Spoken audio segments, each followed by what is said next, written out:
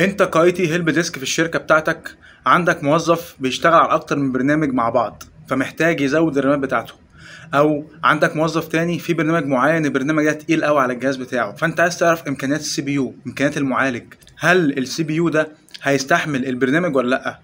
علشان تعرف الامكانيات بتاعت جهازك او الامكانيات بتاعت جهاز اي موظف عموما، تقدر تعرفها ازاي بشكل سريع وبشكل بسيط.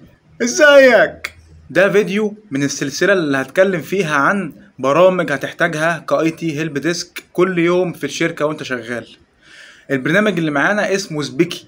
برنامج سبيكي من البرامج المشهورة جدا اللي بيساعدك تعرف كل امكانيات الجهاز الكمبيوتر بتاعك، من اول نسخة الويندوز نوعها واسمها ايه، لحد السي بي يو الجيل بتاعه واسمه ايه بالظبط وتفاصيله والموديل بتاعه، درجة حرارة السي بي يو نفسه لو انت عايز تعرف برضو السي بي يو بتاعك درجة حرارته قد ايه وهل هو محتاج تبريد ولا لا، الرامات موصل رامات كام دلوقتي وسرعتها ايه وامكانياتها ايه وتفاصيلها ايه وعندك كام سلوت، البي سي اي سلوتس لو انت حاطط كارت شاشه مثلا وعايز تعرف هو الحجم بتاعه او في عندك بي سي اي سلوتس فاضيه ولا لا، وكمان تقدر تعرف انواع الهاردات اللي عندك سواء كان هارد او اس اس دي وحاجات تانية كتير. من الاخر بيشرح لك جهاز الكمبيوتر بتاعك، بيعرفك كل التفاصيل دي. انا بنصحك انك تنزله وتجرب وتشوف امكانيات جهازك بنفسك، ويبقى ده برنامج من البرامج الاساسيه اللي موجوده معاك في الفلاشه بتاعتك وانت شغال اي تي هيلب ديسك في الشركه بتاعتك.